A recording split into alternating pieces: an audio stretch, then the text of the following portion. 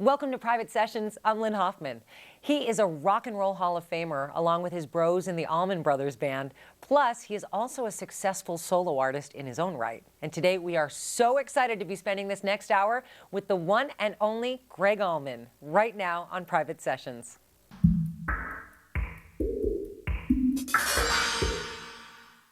Gregg Allman, welcome to the show. It is so wonderful to have you here. Oh, thank you. Can I tell you something? You sound incredible. You look phenomenal, and considering the last year of your life, it's pretty remarkable. How are you feeling these days? I feel good. It's not as easy going out and playing, you know, on the road. But it's coming back little by little. Yeah. You know, I mean, at least I'm out here. You know. Are you enjoying it? I really am. Yeah. I really am. Well, I got to tell you, I am digging your new album, Low Country Blues. I'm just curious, Low Country, is that a specific place, and do the blues sound different from there? Okay. I knew I was going to get this question when I named it that. Yeah. Is there a specific place called Low Country? Or Yes. There is. Savannah, Georgia. Okay. Savannah, Georgia, up to almost to Charleston. Nice. South Carolina. Well, I heard it was almost called You're in Good Hands with Allman. Right. Is that true? I couldn't get Allstate Insurance to let me use their logo. Did you ask them? I asked them 3 different times. Come on. Listen, the last 2 records were supposed to be named that too. Really? You were the Allman Joys at one time when you were starting out, so you've always liked to have fun with the name. I think is really neat. Well, you know, it's hard to name a hound dog, let alone an album and a band. It is. So you produced this album with T-Bone Burnett, and I read that you guys were going through a bunch of old blues songs from the 20s, some of which you had never even heard before, much less some not even understand what the words meant. Can you explain them? Well, he had this, when I met with him, he said, this guy laid this modem on me, and there's thousands of old, obscure blues songs on it.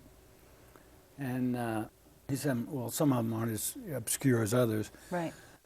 But some of them you won't even recognize or never heard of, probably. So he said, I'm going to peel 25 of them off this modem, and I'll send them to you, and you pick out 15 that we can record. I was curious, what songs did you have to rewrite that you didn't know the words to? And was that a tough task? There was some of them in the pile that he sent me. Yeah. That I couldn't. You couldn't figure understand. You know. Well, they were done on like one ribbon mic, you know, just plugged into God knows what. One track, scratchy. You got it. Old. You got it. Well, there's also a new song that you did with your Allman Brothers bandmate called Just Another Rider. Right. On this album too, which I love. I love the sound of the upright bass in that song. Right. Never Played Live was one. Huh. And it was such a treat.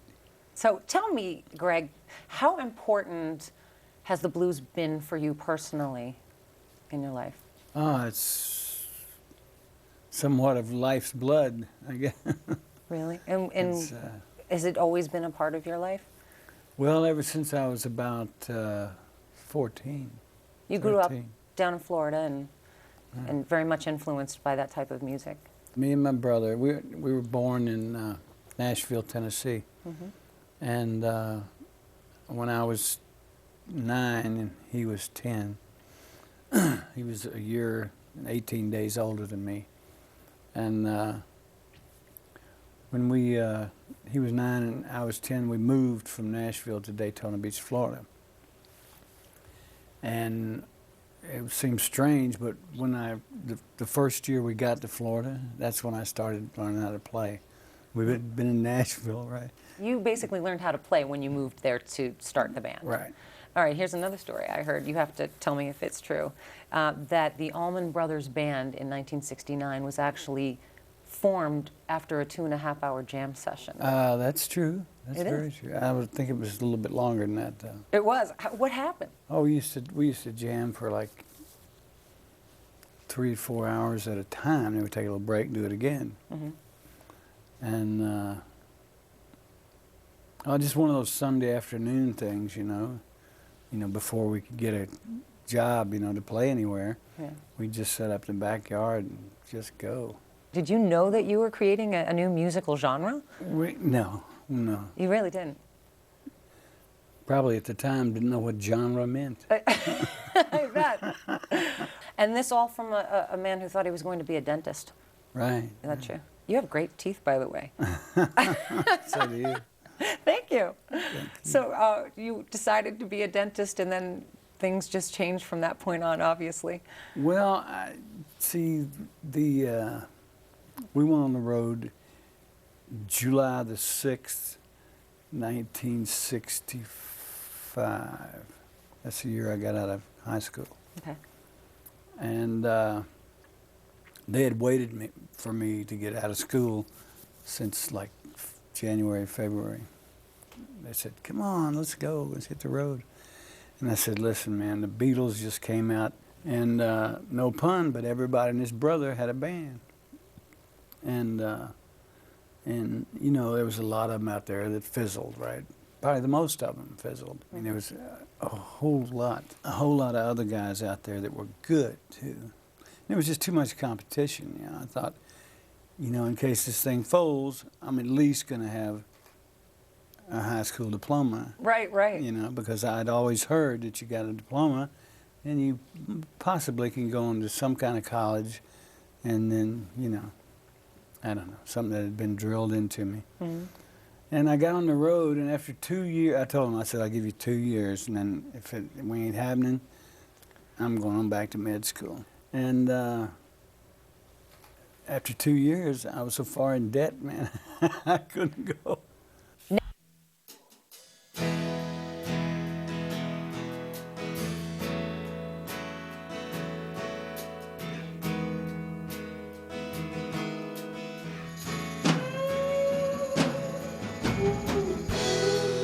Crossroads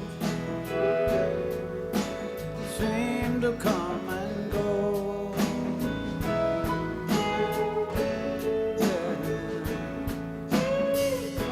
The gypsy flies from coast to coast, knowing many, loving none, bearing sorrow, having fun. But back home they'll always run to sweet Melissa.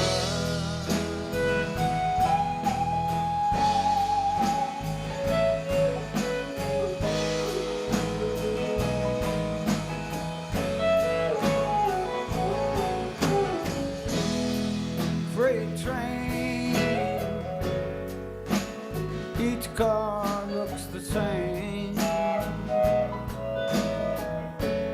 all the same, and no one knows the gypsy's name. No one hears his lonely sighs. There are no blankets where he lies. In deepest dreams a gypsy flies with sweet Melissa.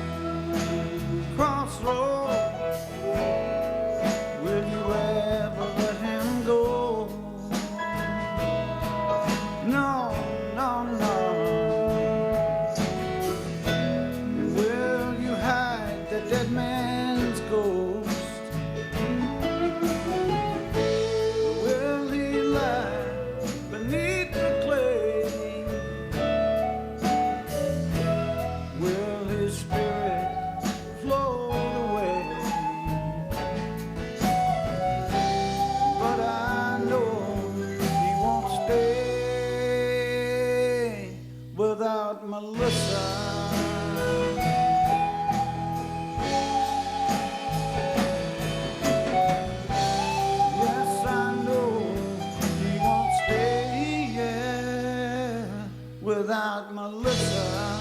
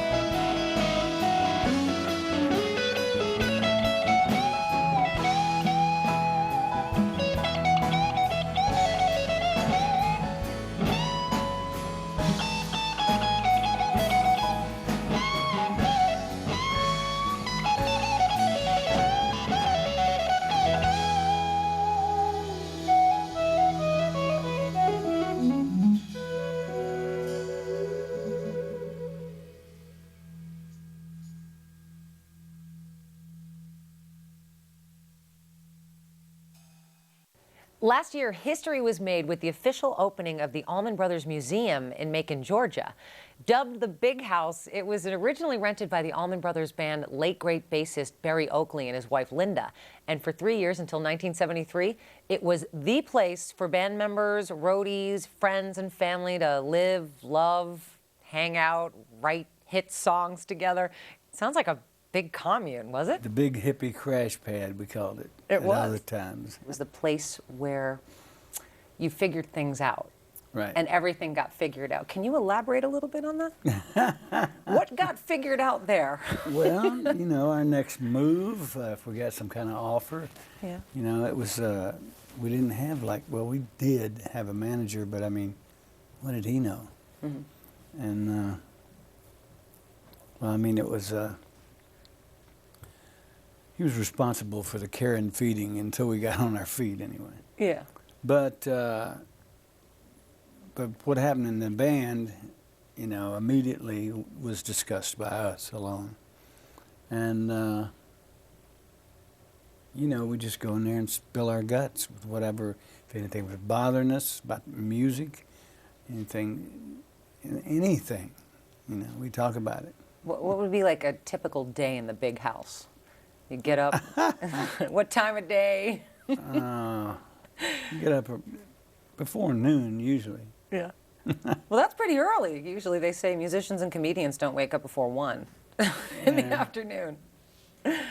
Well, you have to stay in that Dracula mode. Otherwise, you'd be going to sleep on the stage. You know? Yeah. How would that look up there playing? Yeah. What time? Well, I Now, heard for our next song. All right, so you have been known for many things throughout your amazing career, one of which happens to be one of my favorite things. I don't know why, but your iconic hair.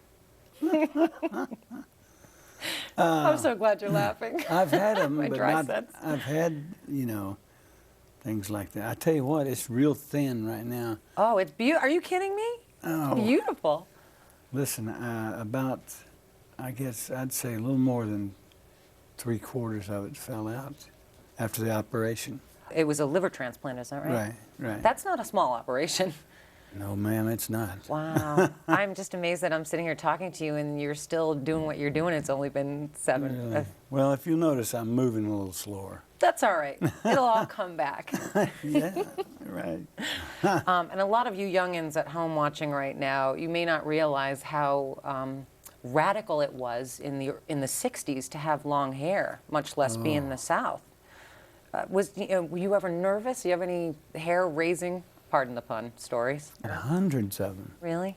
Anyone I mean, stand we have out? that, and in early Allman Brothers, if we stop, usually somewhere down south, at like a diner, Yeah. you know, they say, we'll feed y'all, y'all can come in, but him, pointing at the black drummer, Ooh. he can't come in. But it used to set me off something fierce. I bet. I mean, it was. Wow. It was an interesting time. You guys were definitely groundbreaking at that time in so many ways. Oh, yeah. All right, so you've been very open, and I wanted to acknowledge this. You've been very open about your sobriety over the years, and has it been 13 years now? 16.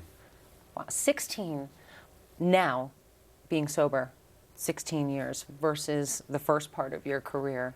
What's like the biggest thing that you've noticed creatively for yourself that's changed? And has there been a noticeable change? I'm awake more. I can hear better. I can smell better. I can taste better. Do you think you can play better now? Oh, yeah. Yeah? Oh, yeah. Because now where you just kind of hit a note, you know. Yeah. Now you definitely hit the note that needs to be hit.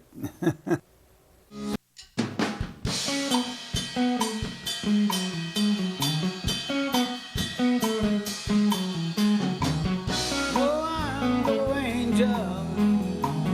No, I'm no stranger to the street.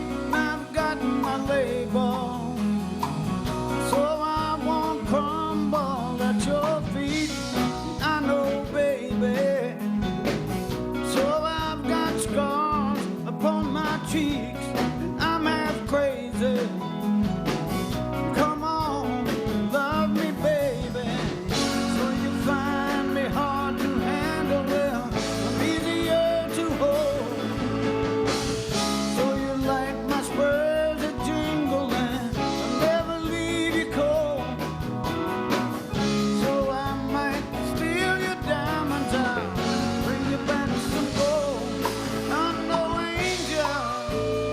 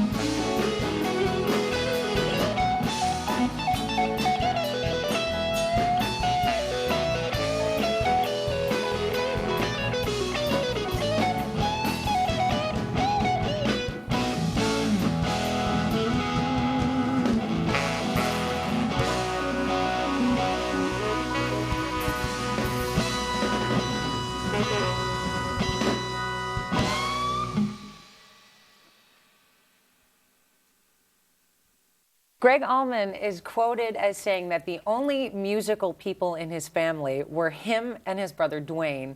And when he checked his family tree, he found out that his ancestors either sold Bibles or made whiskey. Right. Is that true? Some of them did both. Really? Yeah. So how do you explain this? That's an interesting combo. How do you explain your extraordinary talents as well as your late brother's talents? My theory is this. What you pass on through the gene is the passion to go out and learn how to do whatever it is, sing, dance, whatever. There's obviously been a lot of passion going on because it's lasted, I'm going to say recently in 2009 you celebrated 40 years for the Allman Brothers Band and also 20 years here in New York at the Beacon Theater. Those shows, you know, that you do at the Beacon every year are an event that happen every year, and it's pretty incredible. You know, how memorable are those for you? 2009 was wonderful. Everybody came out too. They really did. I mean, all the guests that we asked to come play, they all came. I mean, how in the world? Well, that was within a 13-day thing. Yes. I mean, what's the odds of booking 2 celebrities a night? For 13 days. 2 different ones, right. That's 26. Well, does it surprise you? I mean, when the Allman Brothers Band calls, hello, what time do you need us? I mean, what else do you say? Everybody doesn't feel that way, honey. Really? Who didn't feel that way? No. But you know what I want to know is how did a blues, rock, country, jazz band end up from the Deep South end up having such a deep connection with New York and the Beacon Theater? How did that all come about? The people were they were great. I mean, ever since the old Schaefer beer festivals in the park, those were, you know, that's the first time that we played up here, you know. And, you know, we'd get on the open stage. People come from all over the world. Oh, yeah. To this yearly event that you do. I'm telling you. Just another stranger trying to get somewhere, but you're still all alone.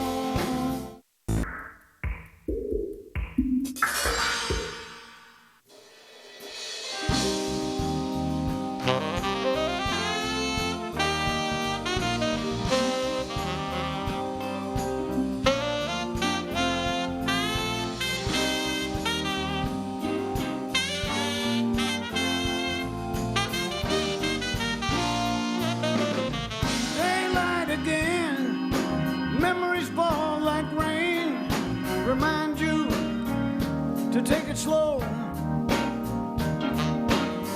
One step at a time, baby, till you find your way back to the big show. Places you've been, things that you've done, remind you you're still on the run. Just another rider on that train to nowhere. Just another fool too far from home. Just another stranger trying to get somewhere, but you're still all alone. Watching the world passing you by, and you're telling everybody you done been cursed. Tell all your friends how you try, but your luck keeps getting worse. Seems like such a long time since you've had real peace of mind. Just another rider on that train to nowhere. Just another fool too far from home. Just another stranger trying to get somewhere, but you're still all alone.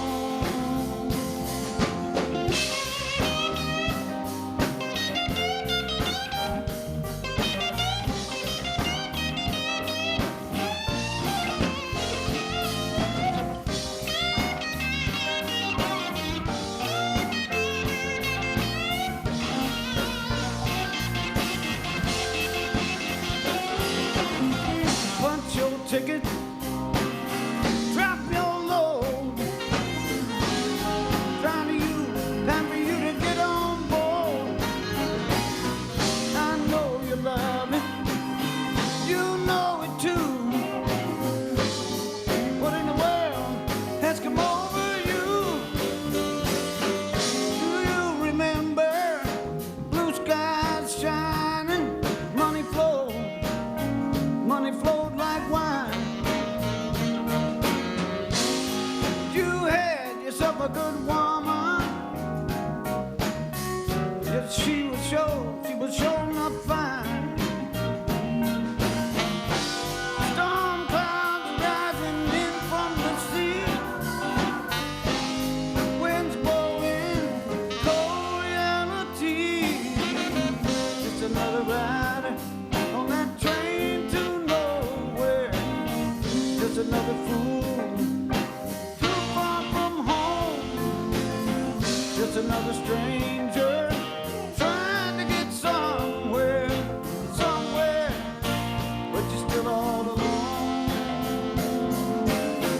Just another ride on that train to nowhere. Just another fool too far from home. Just another stranger trying to get somewhere, but you're still all alone.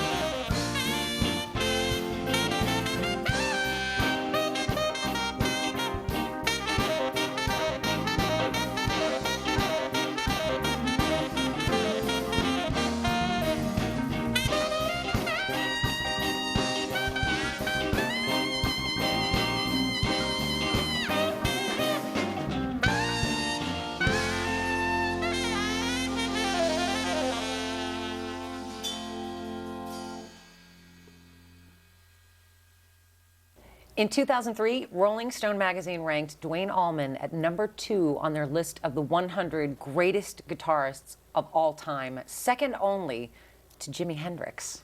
That must have been a very special thing for you. Do you remember when you found out?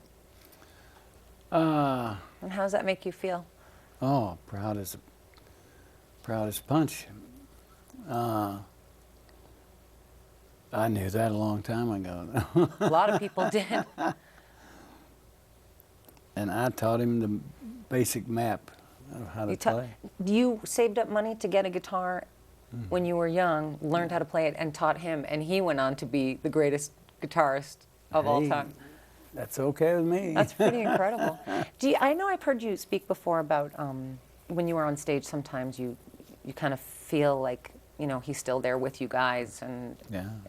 I happened to notice on your Hammond organ a little picture on there. Is that you and your brother? Yeah. How long have you had that on there?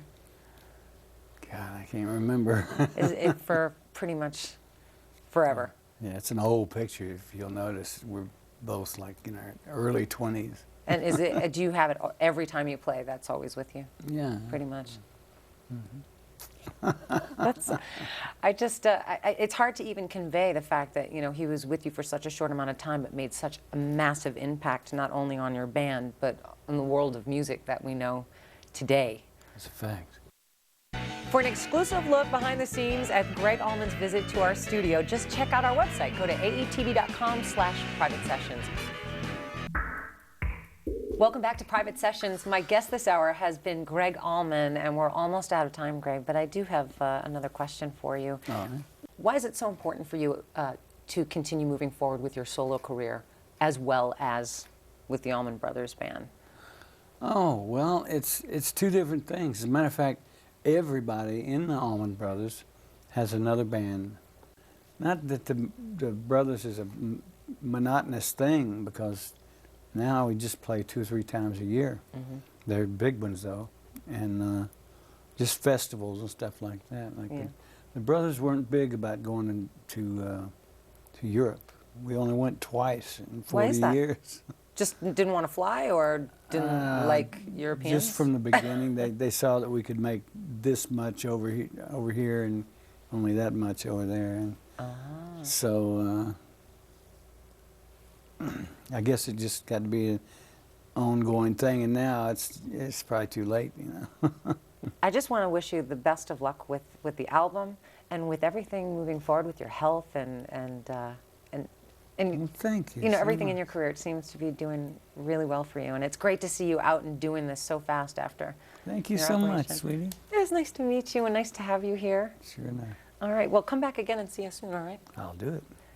All right, once again, here is Gregg Allman with an old blues number, Floating Bridge, off of his new release, Low Country Blues.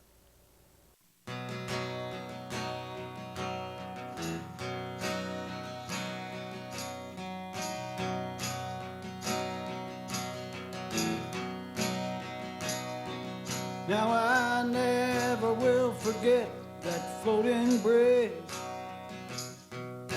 Well, I never will forget that floating bridge. Now I never will forget that old floating bridge. They tell me 5 minutes underwater, but I was hit.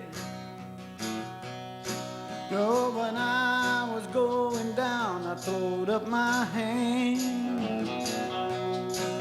Oh, when I was going down, I throwed up my hand. Oh, when I was going down, I throwed up my hand. Said, Lord, please take me on the dry land. Now they carried me from the river and laid me on the bank. Oh, they carried me from the river and laid me on the bank. They carried me from the river, laid me on the bank. About a gallon of muddy water I had drank.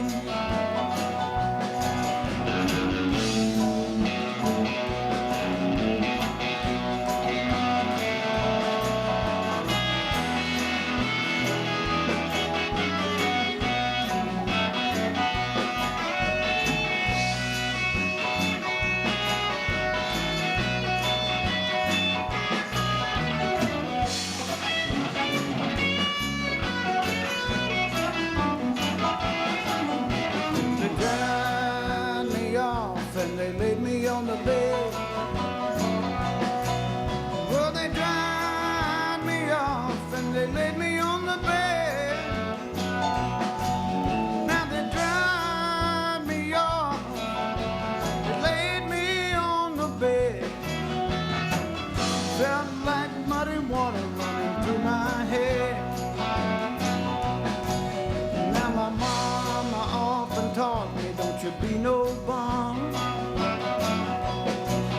Well, my mother often taught me, don't you be no bum. My mama often taught me, boy, don't you be so one. Go somewhere, settle down, find you someone.